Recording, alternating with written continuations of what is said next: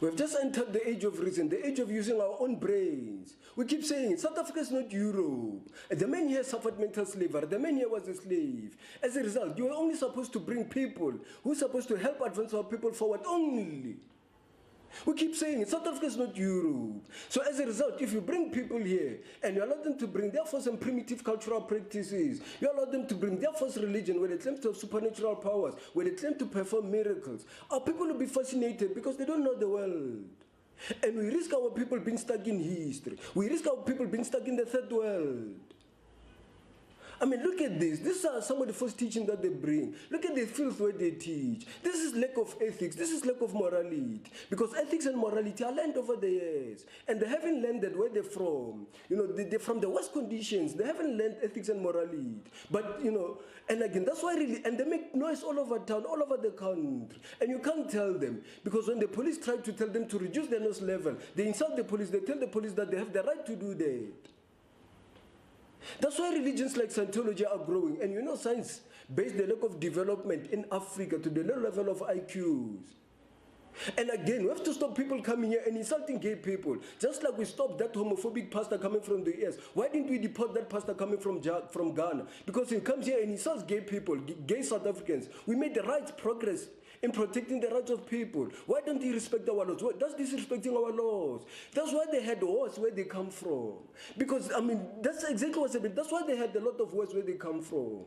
South African churches have done a great deal in protecting this country from entering into a civil war. They've done a great deal in protecting and preserving some of the most important cultural traits that make us who we are. Thinking is changing as a result. New churches will always grow, but who's teaching those churches? We need to bring people who can only help advance our people forward. We need to bring African Americans here. We need to collaborate with them. They are Joseph. We need their help. And they don't have any specific cultural ties to any particular country in Africa. Their roots are all over Africa. Some have Nigerian ancestry, but they are first-generation Americans. And they don't do these things of claiming to have supernatural powers, of claiming to perform miracles. You remember the story of Joseph who was sold into slavery by his brothers. And they don't do these things of claiming to have supernatural powers, of performing miracles. Listen to some of the teachings from African American pastors that could help advance our people forward. Here's how to preach and help nobody. How to preach and bless nobody. How to preach and heal nobody. Here's how you preach and help nobody. Make your chief aim popularity.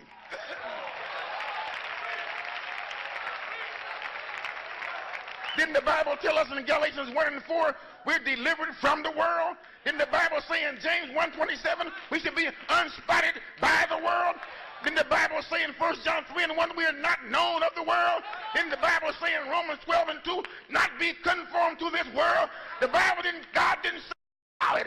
Don't you let them fellas trick you into lightening up on the baptism in Jesus' name. Don't you let nobody jive you into not preaching this truth, because you are robbing people of a chance to go to heaven. Information. The Bible says you shall know the truth, and the truth shall make you free. When you finally get clear information, that's what God wants you to have: truth, to walk in truth, realistic expectations, that we are all flawed. The Bible is clear. Do you know that there are some of the first few people to start freeing our ancestors from slavery through interactions that happened around the 1850s, as evidenced by the existence of the Coon Festival in the Western Cape, even up to the period of the 1890s, when our forefathers in Booker T. Washington and Langalewalele Dube met. And they never kept our parents in camps. But do you ever hear them come here and claim the rights to this country? Do they ever come here and start abducting our daughters and sisters, injecting them with drugs and turning them into prostitutes? When Oprah Winfrey comes here, she helps us. She built a school so young South African ladies and other African ladies can develop their education and develop the self-confidence that will allow them to thrive in the future. And hopefully, these kids will be able to help other African kids. When the late great Cora Vaughan, an African mother, an African American and a South African parent, when she came to South Africa, she encouraged African Americans to come to South Africa and interact with black businesses. Because all this lack of confidence that come from the long-term effect of living in an oppressive system, they understand. Even from the period of the late legendary musician James Brown, who used to take black people to school, but he realized that not only taking them to school will help, they needed a nudge in confidence. So he started a chain of soul food restaurants, to show black people that they could also make it in business. I mean, we need to collaborate. Collaboration will allow the cognitive abilities, the IQ of our people to grow. I mean, for example, the average IQ around between black South Africans and African Americans is estimated to average around 81 and 85% respective. Collaboration will allow the cognitive abilities of our people to grow. For example, I mean, look at this. Young South Africans are in the fashion industry. They love fashion. South Africans love fashion, but the youth of South Africa remains stagnant. Collaboration should be encouraged between black South Africans and between South Africans and African American youth. Because they both don't know the world. And this will allow their cognitive abilities to grow. For example, even in the African American youth should also participate in the infrastructural and architectural design of Africa, in Africa, not the Chinese. How will the cognitive abilities of people grow? But leadership is not provided anywhere that could help fill this youth curiosity vacuum. For example, when Marjorie Harvey, Steve Harvey's wife, when she's well renowned in the fashion industry, when she came to South Africa, she was hosted by the Durban mayor. What does the mayor of Durban know about the fashion industry? Why wasn't she hosted by people like David Tale, Tula Singh, and others in the fashion industry? So we can forge new collaborations and new working together. Again, the musician most therefore should not have been treated the way he was treated in South Africa.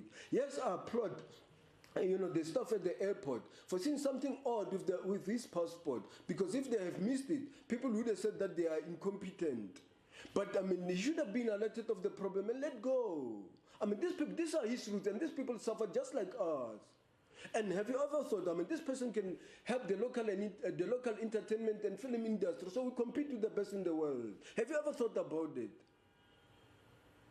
I mean, this 90% local content will never work. Communism, socialism are deceptive spirits. They've never worked anywhere in the world. And besides, the black people have never developed an economic theory. They use other people's theories. Even if other people improve their theories, theirs remain stagnant. Competition is the cornerstone of democracy, but not competition by illegal immigrants. Proper competition is the cornerstone of democracy. Because, I mean, for example, Jehovah, our Creator, created a free man. A man is free with different abilities, talents, tributes, abilities. What we should do is create a conducive environment for each and every man to thrive, whether in business or in life in general. Stop controlling and regulating the life of people. For example, countries that have followed this free man route have seen better results. That's why countries that have followed this free man route have seen better results. I mean, or countries that have followed the free market economic policies have seen better results. And again, Caribbean countries should be included in the African Union. I'm South African. I share some little similarities with Caribbean countries. I don't have the same history as Nigeria. Collaboration between African Americans and Caribbean countries will allow us to help Africans who are slaves in India, Pakistan, Argentina, Paraguay, all over the world. That's the difference between I, as a South African in Nigeria. As a South African, I grew up in an environment that made me care about the suffering of other people in the world, of other people. Nigerians grew up in an environment that, the environment that they grew up did not create that philosophy. They grew up in an environment where they used to sell black people as slaves, where they used to sell people as slaves. We don't have the same history. And again, South Africa, we need to change our path, or we risk the path of fellow South Africans, leading into slavery. We risk the future of our people being destroyed and leading to this path. I mean, look at this. These are Africans in Libya. There are over 500 Africans in Libya looking to cross into Europe. Last year there was another group. There were over millions. They crossed into Europe. Last year there was another group again. I mean, they don't stop. About the one thing that is keeping you all in suspense, namely the invasion of Europe, predominantly Germany, with hundreds of thousands, soon millions of so-called refugees, of whom a great many are nothing but land-thirsty settlers and ultimately conquerors. What we are experiencing right now is a world historically unprecedented event. There have on and off been invasions of Europe, but every time the invaders had to gain access by force and had to expect a vehement resistance. The people in Libya trying to cross into Europe are from North and Western African countries, predominantly Nigeria. Then you wonder, why are those lying pastors from Nigeria don't emphasize that Old Testament that used to say, if a slave wants to follow a master, the master must take an awl and pierce it through his ear, so he can remain a slave forever. Because that's the behavior they're showing. You know, population in Africa continue to rise rapidly, it's not stopping. Like in 2015 alone, population in Africa grew by 30 million people. Yet, the World Bank estimates that African countries have to create 50,000 jobs a day to keep up to pace with the rising population. Most of the population growth is coming from Nigeria. Like if you can see on the chart here, you know, on average, you know, a population in a decade in Nigeria, in a 10-year period, grew from 92 million to over 198 million people. You know, and yet, they don't stop. They continue to have an annual average family size of 6 children per household. And you can't tell them to stop because they are arrogant. They don't listen. They think they know. You know, and now the problem is, this behavior is coming into South Africa. Like in South Africa, population used to grow by an annual average rate of 1.1% per annum. Now we don't know. Because there are many foreign nationals, and you know, as we talk currently, 2.3 million children were born out of foreign nationals.